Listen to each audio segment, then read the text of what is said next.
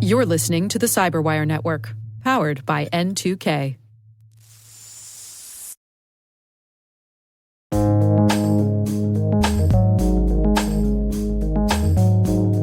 The word is two-factor authentication. Spelled two-factor, as in two completely different technology forms, and authentication, as in granting resource access to a person, device, or software object.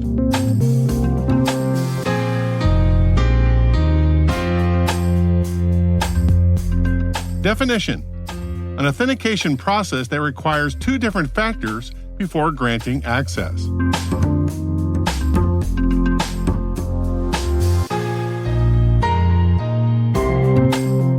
Example sentence. In the 2011 hack of the company RSA Security, APT1 hackers stole the seed values for the RSA Secure ID token product, the two-factor authentication device that was used by tens of millions of users in government and military agencies, defense contractors, banks, and countless corporations around the world.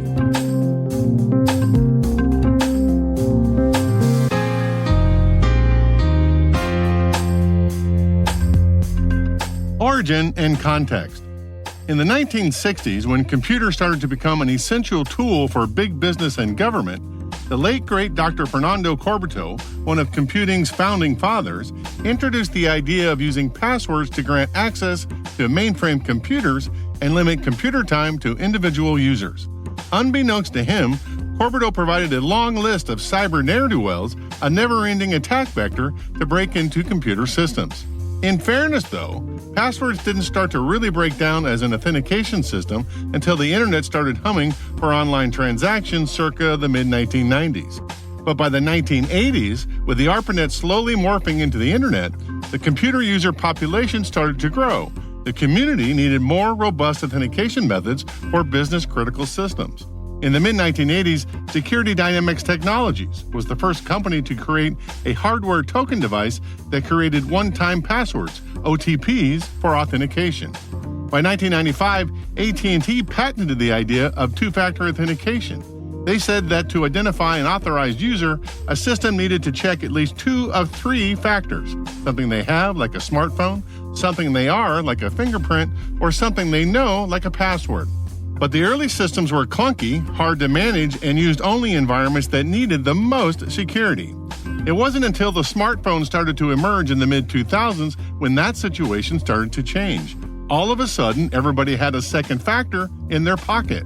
That led to all kinds of innovation in terms of various two-factor authentication methods.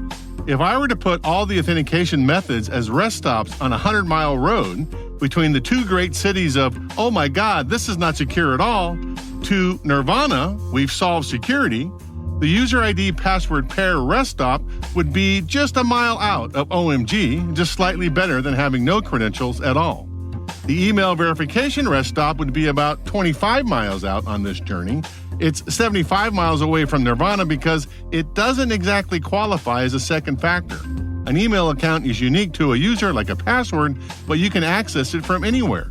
It's not something you have on your person or some kind of biometric. So, having two password-like factors is better than one, but not by much. The SMS verification rest stop would be about 30 miles down the road toward Nirvana. It's slightly better than email verification because it's tied to a second factor, but bad guys have demonstrated in the real world at least 3 different ways to intercept these codes. Still, it's way better than using only a user ID password pair.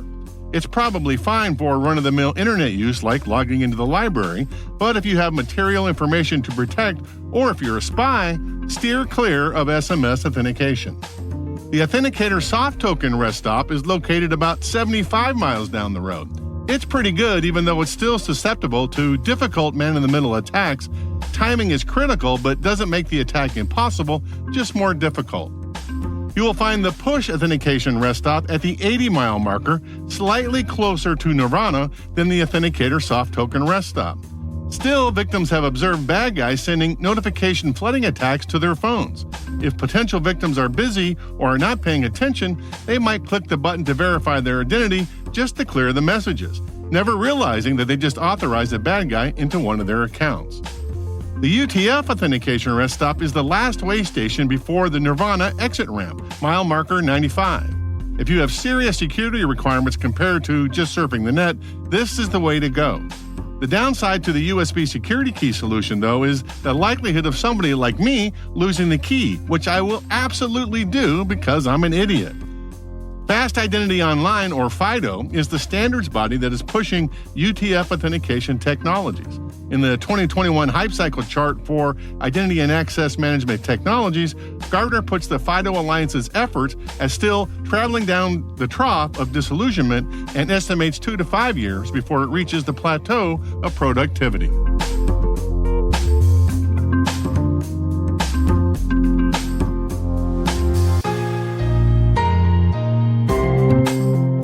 Nerd reference. Fun fact, Dr. Corbato stored the passwords in a text file, which probably provoked one of the first computer hacks ever. Alan Scherr, working on his PhD at the time, found the unprotected text file, stole the passwords from the other students, and was able to grant himself more computer time. You gotta love those MIT nerds.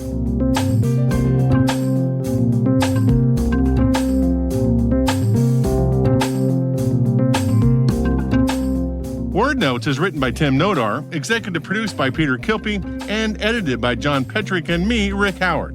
The mix, sound design, and original music have all been crafted by the ridiculously talented Elliot Peltzman.